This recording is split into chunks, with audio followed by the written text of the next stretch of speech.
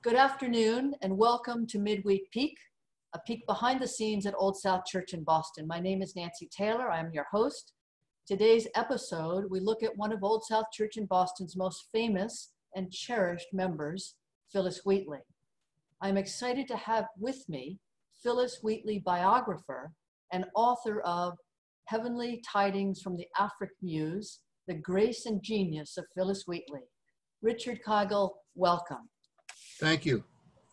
Richard's book is an extraordinary contribution to the scholarship on Wheatley for many reasons, but especially for this, I think. Her poetry is experienced by many people as somewhat inaccessible.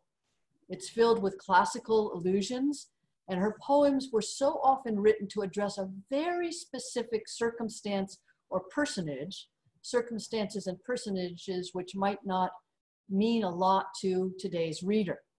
But Richard, in your biography, you situate each of Wheatley's poems in the specific context into which it was written. And by so doing, at least for me, you open her poetry up and release her voice anew, enabling us to see just how prescient and timely Phyllis Wheatley was. I would say that your book, Richard, is nothing less than a revelation. It was for me. Well, thank you. In trying to understand this remarkable young poet. So on this July 4th, I want to ask you about two very specific claims that you make. You argue that Phyllis Wheatley should be counted and listed among our founding mothers and fathers, and you name her as Poet Laureate of the American Revolution. I ask you now to make your case. Okay. Thank you. So I want to take everyone back to July 18th, 1776. That was the day that a copy of the Declaration of Independence that was just signed in Philadelphia had just arrived in Boston. And they were, a crowd had just gathered in front of the townhouse on King Street, which was right around the corner from the Wheatley house. They were there to witness the first public reading of the Declaration of Independence. So that it was a celebration all over the city. They rang the church bells, they fired 13 cannons, and everybody knew the symbolism. It was 13 cannons for the 13 states. And at that point, Boston had been a city in misery. They were been occupied by British troops since 1768. There was the Boston Massacre. And after the Boston Tea Party, the British closed the port of Boston.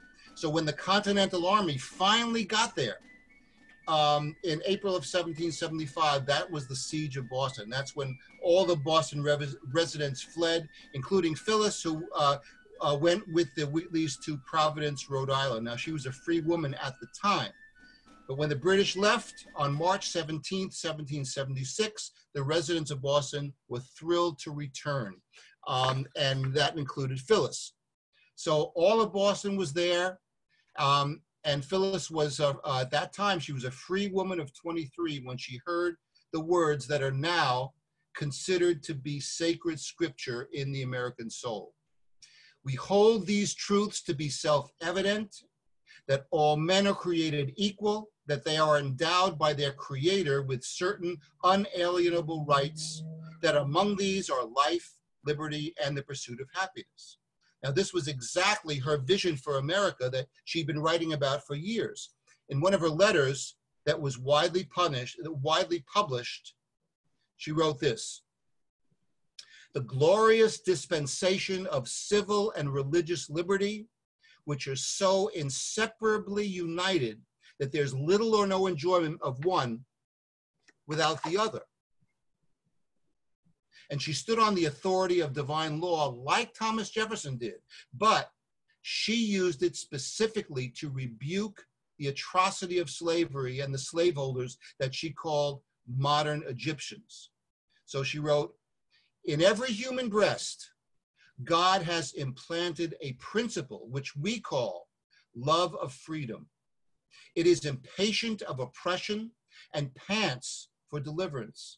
And by the leave of our modern Egyptians, the slaveholders, I will assert that the same principle lives in us." So in that letter, she exposed their arguments as silly and fraudulent and she left the defenders of slavery naked and defenseless before God. She wrote, "How well the cry for liberty and the reverse disposition for the exercise of oppressive power over others agree. I humbly think it does not require the penetration of a philosopher to determine." So then a few years later, in a poem called On the Death of General Wooster, she wrote this: "But how presumptuous shall we hope to find divine acceptance with the almighty mind, while yet, O deed ungenerous, they disgrace and hold in bondage Afric's blameless race. Let virtue reign, and thou accord our prayer. Be victory ours, and generous freedom theirs." So in her own way, by her eloquent classical verses, she kept telling us that Black lives matter in freedom. Richard, make your case as to why Phyllis Wheatley should be listed among our founding mothers and fathers. One really significant data point in her favor is the fact that Phyllis personally knew or corresponded with at least 5 of our established founding fathers.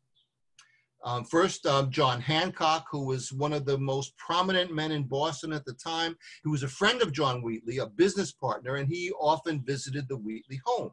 So he knew Phyllis, he knew of her poetry, and he was one of the, quote, most respectable characters in Boston who signed that famous attestation that was published in her book to verify that she actually wrote her poems. Then there was Benjamin Franklin, who at the time was the most famous American in the world, and he met Phyllis personally when she visited London. He actually called on her at her apartment where she was staying. Then a special case is George Washington, because Phyllis's poem so delighted the general that he arranged to have it published, and he took the extraordinary step of inviting her to visit him at his headquarters in Cambridge. Then there's the case of Dr. Benjamin Rush from Philadelphia. He was one of the signers of the Declaration of Independence, and his wife, Julia Stockton Rush, became one of Phyllis's patrons, so she collected some of her poems. Dr. Rush had read her poems and read her book and praised her book in an essay. We actually know that Phyllis corresponded with Dr. Rush, but all the letters are lost. And finally, there was Captain John Paul Jones. Now, he was the leader of the Continental Navy, and he was the hero of one of the great naval battles in our history. He was the one that said, "I have not yet begun to fight." He was also an aspiring poet. So when he was in Boston, he actually sent Phyllis some of his poems because he wanted her feedback, just like any amateur poet would. So these relationships are important because it shows that Phyllis Wheatley was on their radar screen. They were aware of her, and they respected her for who she was and for her literary artistry. This elevates her from the obscurity of being just one of the unknown masses to someone whose voice was important to some of the most powerful men of the time. These men were literally in the room where it happened, and Phyllis Wheatley was in their heads. So what actual influence did she have? Well, you know, clearly Phyllis was not a major player because all the major players were white men, but she did have an impact. So think about this. For a woman, for an African woman, for a woman who was a slave to have the power of her words acknowledged by some of our founding fathers is unprecedented, and it's something we should celebrate. So that right there is why we should be including the name Phyllis Wheatley on any list of our founding mothers and fathers. So you have designated Phyllis Wheatley the Poet Laureate of the American Revolution. Make the case. Yeah. Okay, glad, yeah, you're right. This is, you know, I'm honored to do this because I feel like, you know, I'm her advocate. So Phyllis Wheatley was actually 15 when she wrote her first patriotic poem. It was in 1768. It was a poem called America that portrayed the rising tension between Great Britain and the colonies. And she wrote it as an allegory. The mother country was depicted as a certain lady, and the American colonies were her only son. And in her poem, the son was being treated very unfairly by the mother. So that same year, she wrote a poem called To the King's Most Excellent Majesty, to praise the king for ending the hated Stamp Act, which devastated you know, all of the town of Boston. She also wrote in that same year a poem called On the Arrival of the Ships of War and the Landing of the Troops. Now, this was her account in verse of the British military occupation of Boston. This, unfortunately, the poem is now lost, but we know the title. In 1770, she wrote a poem called On the Death of Mr. Snyder, Murdered by Richardson. This was right after an 11-year-old boy was shot to death by a Tory in a protest against Tories. It was the first poem of the Revolution, and she referred to this young man as the first martyr for the cause. Now, on the night of March 5th, 1770, Phyllis was probably at home that night when all hell broke loose in front of the townhouse, which was around the block from her home. The gunfire left 4 dead in the street. That was the bloody Boston Massacre. And she memorialized the brave martyrs who died for what she called freedom's cause in her poem, On the Affray in King Street, on the evening of the 5th of March. And then, of course, there was Phyllis's letter to George Washington. He had just been named the commander-in-chief of the Continental Army, and this is while Boston was occupied by the British. She wrote her poem to His Excellency George Washington, and the poem gave us something new. It was an allegorical innovation where she appropriated this Greek-influenced name, Columbia, which means the land of Columbus, and then it was commonly used by the British press to refer to the colonies. So Wheatley refashioned the name Columbia to give it an entirely new and richer meaning. She imagined Columbia as a vivid visual character endowed with mythical celestial qualities. In her artistic vision, Columbia became this goddess with divine authority, wrapped in heavenly light, who came to lead the fight for freedom. Now, with this novel touch, Phyllis Wheatley gave us the first personification of America as a nation. So this is what she wrote. Celestial choir, enthroned in realms of light, Columbia's scenes of glorious toils I write. The goddess comes, she moves divinely fair. Olive and laurel binds her golden hair. Wherever shines this native of the skies, unnumbered charms and recent graces arise. Proceed, great chief, with virtue on thy side, thy every action let the goddess guide. A crown, a mansion, and a throne that shine with gold unfading, Washington, be thine. Well, General Washington loved the poem so much that he arranged with one of his aides to have it published. And soon the idea of that Wheatley's portrayal of Columbia as a shining goddess draped in classical garments, sometimes carrying the American flag, sometimes the torch of liberty, it became an iconic figure. It was the leading symbol for America right up to World War II. It came to represent the spirit of the country and American ideals. So her portrait of Lady Columbia, reimagined as a goddess of liberty, gave us our first personification of the American spirit. It was perhaps Phyllis Wheatley's most enduring gift to America. So on February 27th in 1784, Boston had this great celebration. There were church bells and cannons, parades. People gathered in the Old South Church for speeches. As part of the festivities, Phyllis wrote her poem, Liberty and Peace, which was published and distributed as a 4-page pamphlet. And it was her most triumphal ode to America. So this is what she wrote. The poem begins with a literal shout of joy. Lo, she writes, freedom comes. Descending peace and power of war confounds. From every tongue celestial, peace resounds. As for the east, the illustrious king of day, with rising radiance drives the shades away. So freedom comes, arrayed with charms divine, and in her train, commerce and plenty shine.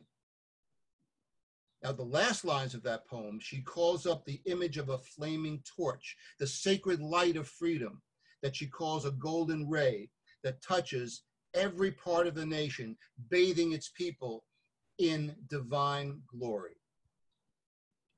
Auspicious heaven shall fill with favoring gales wherever Columbia spreads her swelling sails.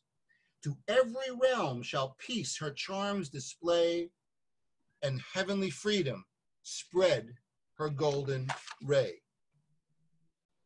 So that was her last known poem, because by the end of the year she died. She was gone. But at that point, Phyllis Wheatley had been writing poetry for 16 years, and many of them were specifically to encourage and inspire freedom and the patriots. So all of that taken together suggests that no list of the founding mothers and fathers of this nation can be complete without the name of Phyllis Wheatley. She should be there. And considering her extraordinary poetry that was so often dedicated to heavenly freedom, we should be ready to declare Phyllis Wheatley to be the unofficial Poet Laureate of the American Revolution. In my opinion, she is one of the most misunderstood individuals in our history, because she made an enormous contribution. She was very productive during her short life. And, one of the tragedies is that, a lot of her poems she wrote as a teenager. And the fact that her life was cut short at the age of 31 deprived her of the ability to grow and mature as a poet. So what we have is her output now, what we've been able to find. A lot of her poems have been lost. Probably half of the poems we know about have been lost.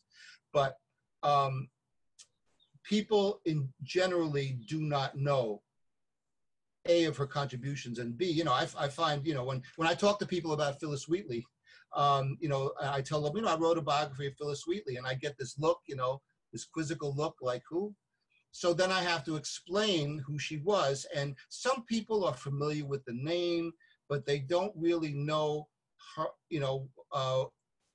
anything more about her. Maybe that they know that she was a slave in Boston and she wrote poems, but almost nobody knows anything about her actual poems. Nobody can say any poems that she wrote. So, and that's one of the things that I found impressive, was that, it was, as you say, some of it's classical poetry, and our ears are not attuned to 18th century classical poetry. But there are some snippets that are, to me, are just so perfect. And when I say that she wrote that Black Lives Matter, that's exactly how we in the 21st century would see that. She wrote it specifically about her brothers and sisters, because she believed that Black Lives Matter. So, people need to, re-look at her again and acknowledge the value and the contributions that she made to the American thought process, specifically to George Washington himself personally, who was was very impressed with the woman, so impressed that he invited her to meet with him personally. And that's a historical fact, that Phyllis Wheatley was the only person, the only person of African descent that George Washington, A, ever corresponded with, and B, ever invited to meet with him socially. That's according to his, to Ron Chernow, his biographer. So I would love to see Americans re-examine the life and work of Phyllis Wheatley, because she deserves that status. Poet Laureate of the American Revolution, and she should be listed as one of the founding mothers and fathers of our nation. Shouldn't even be a debate. The elegies she writes, and the whole, the way she insinuated herself by writing about famous people who died. Yeah. And becoming this this sort of bridge between the living and the dead. What I think, I wish I could ask her, if I wish I could say, how did you do this? But one of the interesting phenomena is that she actually knew personally most of the people that she wrote elegies for. She knew them and she knew their families. And she was known personally as a compassionate person. And one of the things that comes through in her elegies is compassion for the families of the departed, who she completely empathizes with, and she empathizes with their grief. And one of the things she did that was also kind of unique in 18th century poetry is to have in her poetry, she had the family in dialogue with the departed, as almost in ghostly form.